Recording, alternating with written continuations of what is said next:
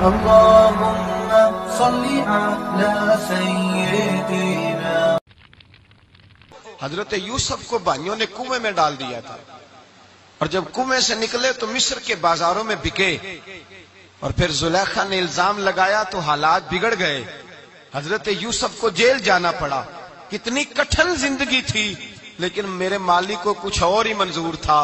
کنویں میں گرنے والے، بازار میں بکنے والے، جیل میں جانے والے، الزام لینے والے جناب یوسف کو رب کریم نے اسی مصر کا بادشاہ بنا دیا. اللہ پاک نے اسی مصر کا حکمران بنا دیا. یاری تیری سونا پر ازمیشاں تیریاں اگ، اے سونا پرکھیا جاوند آئی پہلو نال اگاں دے لگ. اس کے لیے تھوڑا سا جتن کرنا پڑتا، تھوڑے کٹھن حالات سے گزرنا پڑتا، تھوڑی آزمائشوں کا روپ دیکھنا پڑتا.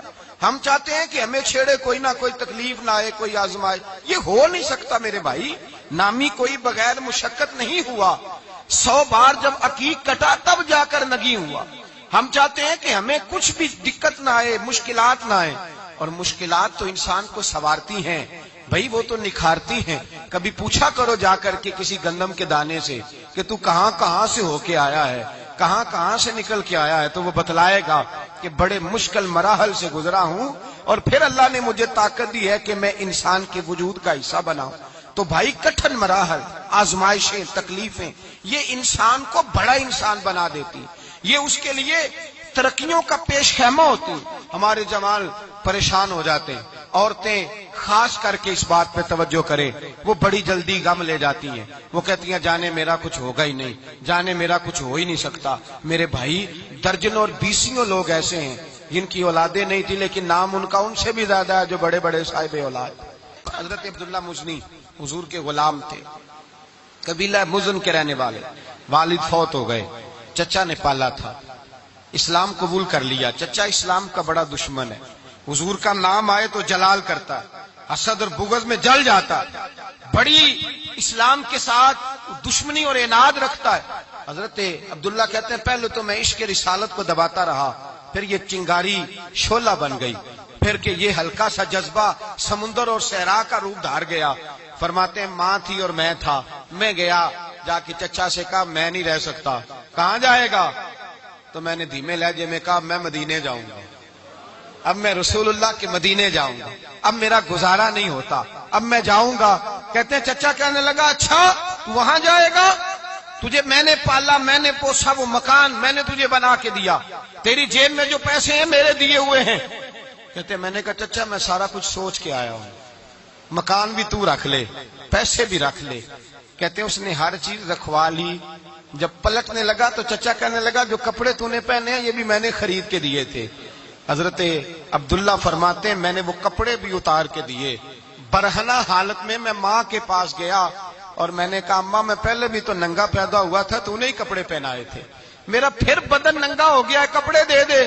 کہتے ہیں 2 بیویوں والے کپڑے اماں نے دیے، ایک میں نے تامت باندھ لی، دوسرا اوڑھ لیا اور مدینے پہنچا. کہتے ہیں جب میں ٹھنڈی رات مدینے پہنچا تو کالے رنگ کے حبشی غلام حضرت بلال دودھ کا پیالہ لیے کھڑے تھے، ہاتھ میں کھجوریں تھی، کمبل تھا. کہنے لگے آ جا آ جا، مصطفیٰ نے فرمایا تھا قبیلہ مزن سے میرا غلام آ رہا ہے، میں ساری رات سے تیرا انتظار کر رہا ہوں. حضرت جناب سیدنا عبداللہ رضی اللہ تعالیٰ عنہ فرماتے ہیں میری مشکل آسان ہوئی. فرماتے ہیں مجھے مدینے میں اعزاز مل گیا، مجھے عزت مل گئی، ہر آدمی میری قدر کرنے لگا. گویا بزرگ کہتے ہیں کہ حضرت عبداللہ دعا کرنے لگے کہ اے اللہ تو نے مجھے بڑی شان دی ہے مصطفیٰ کی گود میں، اگر اسی رحمت کے چھاؤں میں پردہ کر جاؤں تو میری بات بن جائے گی. حضرت عبداللہ کا وصال بھی رسول اللہ کی گود میں ہی ہو گیا. گود میں نہ کوئی رشتہ دار، نہ کوئی تعلق دار، نہ کوئی ہمسایا اپنا، نہ کوئی چچا، نہ کوئی ماموں. شہر میں تنہا اسی کسے دے کچھ نہیں جے لگ دے تے نہ کوئی ساڈا دردی. تنہائی جنازہ اٹھا تو اٹھانے والے کون ہیں؟ ابو بکر صدیق، فاروق اعظم، عثمان غنی، مولا علی، حسنین کریمین جنازے میں شامل. میرے رسول پاک صلی اللہ علیہ وسلم نے جنازہ پڑھایا. دیکھو مشکل کاٹی تھی تو آسانی کا رنگ دیکھو، آسانی کا انداز دیکھو. حضرت سیدنا ابو دردہ رضی اللہ تعالیٰ عنہ ارشاد فرماتے ہیں مدینے میں رواج تھا کہ جب قبر میں اتارنے لگتے تھے تو قریبی رشتہ دار اتارا کرتے تھے، پر عبداللہ کا تو رشتہ دار ہی کوئی نہیں تھا مدینے میں، کون اتارے؟ فرمایا جب قبر میں اترنے لگے تو حضرت ابوبکر صدیق اور حضرت عمر فاروق اتر گئے کہ ہم قبر میں اتارتے ہیں۔ رسول اللہ نے فرمایا تم باہر نکلو، تم کیوں قبر میں گئے ہو، باہر آؤ۔ کہتے ہم باہر آئے تو اللہ کے رسول اندر گئے۔ فرمایا کون کہتا ہے اس کا کوئی نہیں، میں جو موجود ہوں۔ کون کہتا ہے کوئی نہیں؟ فرمایا رکھو میرے ہاتھوں پہ۔ کہتے ہیں حضور کے دست مبارک پہ رکھا اور باہر کھڑے ہم رشک کرنے لگے کہ واہ اللہ تیرا آسانی دینے کا رنگ، آسانی۔ اس نے مشکل برداشت کی تو رب نے مصطفیٰ کے قدموں میں آسانیاں عطا فرمائی۔ پسے اور حضور نے قبر میں رکھا، نبی پاک نے۔ میرے دادا مرشد کہتے ہیں عشق سرکار کی ایک شمع جلا لو دل میں، بعد مرنے کے قبر میں بھی اجالا ہوگا۔ اور میرے اعلیٰ حضرت فرماتے ہیں لحد میں عشق رخ شاہ کا داغ لے کے چلے، لحد میں عشق رخ شاہ کا داغ لے کے چلے، اندھیری رات سنی تھی چراغ لے کے چلے۔ اور بیدم شاہ بارسی تو حد کر گئے، کہنے لگے پسے مردن، بعد مرنے کے پسے مردن فرشتوں نے جو تلاشی لی تو کیا نکلا؟ فقط ایک دل کے گوشے سے خیال مصطفیٰ نکلا، فقط ایک دل کے گوشے سے خیال۔ اور کامل پیرو نہ دے باہو قبر جنا دی جیوے۔ میرے بھائی نبی پاک صلی اللہ علیہ وسلم کے ساتھ وفا کی تنگی دیکھ کر، دقت دیکھ کر، مشکل کر، اور پھر جو آسانیاں ہوئی، پھر جو ان لوگوں کے لیے برکات ہوئی، وہ زمانے نے دیکھی۔ حضرت جناب سیدنا علی المرتضی شیر خدا کرم اللہ تعالی وجہ الکریم کی والدہ حضرت فاطمہ بنت اسد رضی اللہ تعالی عنہ، حضرت علی کی والدہ، بڑا پیار کیا میرے نبی پاک کے ساتھ۔ حضور ان کے گھر میں رہے، ان کے گھر میں پرورش پائی۔ حضرت علی کہتے ہیں میری اماں پہلے رسول اللہ کا خیال رکھتی، غربتوں کے زمانے میں نبی پاک کا ساتھ دیا، مکہ مخالفت کرتا تو جناب فاطمہ حضور کا خیال رکھتی۔ فاطمہ بنت اسد بڑا پیار کیا، بڑی محبت کی مولا علی کی والدہ نے، ہر دکھ ہر تکلیف کاٹی، لیکن رسول کائنات صلی اللہ تعالی علیہ وسلم کا ساتھ نہ چھوڑا۔ اور یہاں تک روایات میں ملتا ہے کہ جناب فاطمہ الزہرا جب بیاہ کے ان کے گھر گئی تو باہر سے سودا لا کے دیتی، حضرت فاطمہ سے بڑا پیار کرتی، بڑی محبت، مشکلات میں ساتھ دیا۔ جب وصال ہوا تو فرماتے کوہرام مچ گیا مدینے میں، لوگ منتیں کرتے تھے کہ حضور کا ایک بال مل جائے تو قبر میں بخشش کا سامان ہو جائے گا۔ رسول پاک نے فرمایا جب جناب علی کی والدہ کو غسل دے لو تو کفن پہنانے سے پہلے میرے پاس آنا۔ کہتے ہیں جب غسل دے لیا تو عرض کی حضور غسل ہو رہا ہے، کفن کا کیا کرنا ہے؟ حضور اندر گئے، قمیض بدلی اور جو کرتا پہنا ہوا تھا اتار کے دیا۔ فرمایا وہ علی کی ماں نہیں میری ماں ہے، اس نے میرے لیے بڑی تکلیفیں سہی ہیں، بڑی مشکل دیکھی ہے۔ فرمایا اس طرح کرو میرے کرتے میں اسے کفن دو۔ حضور نے جنازہ پڑھایا، اپنے کرتا لباس مبارک میں کفن دلایا۔ پھر جب وہ دفن ہوئی تو حضور قبر پہ کھڑے ہوئے، کھڑے ہو کے فرمایا اے اللہ اپنے سارے نبیوں کے وسیلے سے اور میرے وسیلے سے میری اماں کی بخشش فرما دے۔ پھر جو آسانیاں ملی ان لوگوں کو تو ان کی قبروں تک آسانیاں ملی، پھر ان کو قیامت تک کے لیے آسانیاں ملی جنہوں نے مشکلات کو دیکھا۔ اور بھائی جو سوئے رہے، جو آرام کرتے رہے، جنہوں نے مناسب ہی نہ سمجھا کوئی کٹھن مرحلہ طے کرنا، جنہوں نے کہا نا نا نا نا ہم تو سکھ کے ساتھی ہیں، ہم تو سکون کے ساتھی ہیں، بھائی ہم تو سلوٹ کے ساتھی ہیں، جب موجیں لگیں گی تو دوڑ کے پہنچیں گے، کہیں گے ہمارا بھی تعلق بنتا ہے، ہماری بھی رشتہ داری ہوتی ہے، ہمارے بھی رابطے ہوتے ہیں، پھر دوڑ کر کے پہنچیں گے۔ اصل ساتھی وہ ہوتا ہے جو دکھ کا ساتھی ہوتا ہے، آزمائش کا ساتھ، مشکلات تجھے اونچا اڑاتی۔ حضرت سلمان فارسی کہتے ہیں میں نبی پاک کی تلاش میں نکلا تھا، حضور کی تلاش میں نکلا، اور میں نے کئی سال حضور کو ڈھونڈا، کبھی ایک دروازے، کبھی ایک دروازے، کبھی دوسرے دروازے، کبھی تیسرے دروازے۔ فرماتے میں شہزادہ تھا پر بکتا بکاتا مدینے آیا، میں نے نبی پاک کی تلاش میں یہودیوں کی غلامی بھی کی، تیری تلاش میں پھرا میں جنگل پہاڑ اور دشت میں۔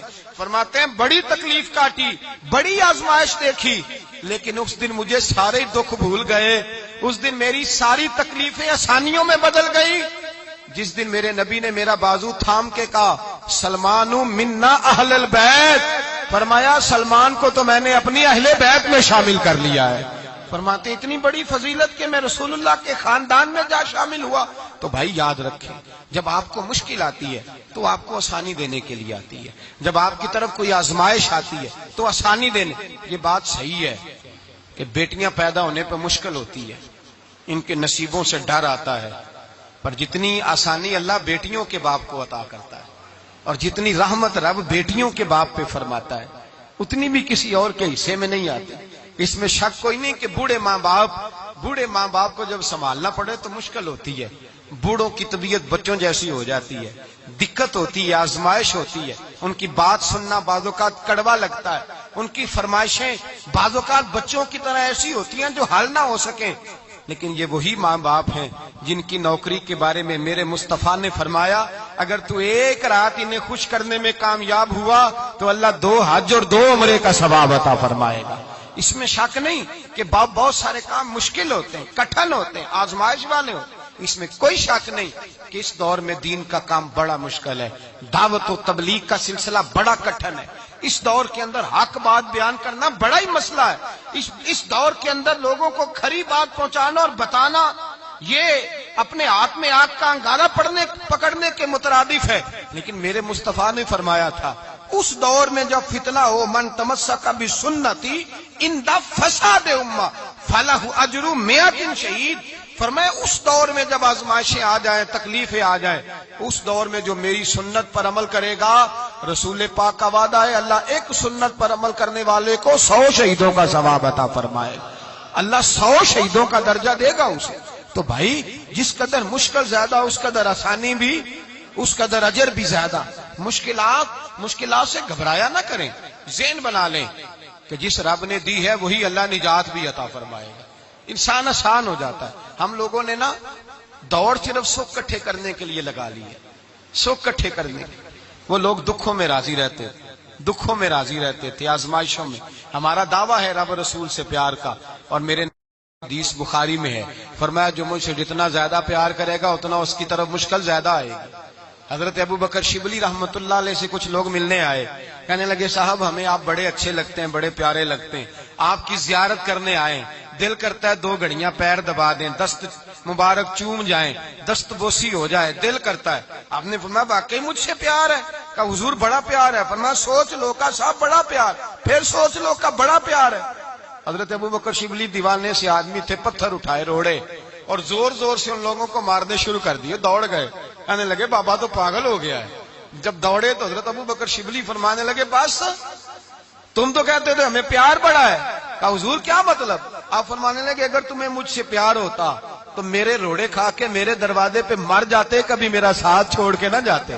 تمہیں پیار نہیں، تم سکھ کے سجن ہو، تم چوری کھانے والے میاں مٹھو ہو، تم تو اس لیے آئے ہو کہ یہاں برکتیں ملیں گی، موجیں ملیں گی، تمہیں پیار نہیں۔ ہمیں خدا رسول سے پیار بھی ہے، ذرا سی آزمائش آئے رونے بیٹھ جاتے ہیں، غریب بھی رو رہا ہے، بیمار بھی رو رہا ہے، تنگ دست بھی رو رہا ہے، اور جو آدمی کسی مشکل میں گرفتار ہے وہ بھی کہتا ہو جتنا میں الجھ گیا ہوں ہے ہی کوئی نہیں۔ اٹھیں، بیدار ہوں، اپنے آپ کو توانا کریں، اپنے اندر جولانیاں پیدا کریں۔ یاد رکھیں جتنی مشکل سخت ہوگی اتنی آسانی بھی اللہ زیادہ ہی عطا فرمائے گا۔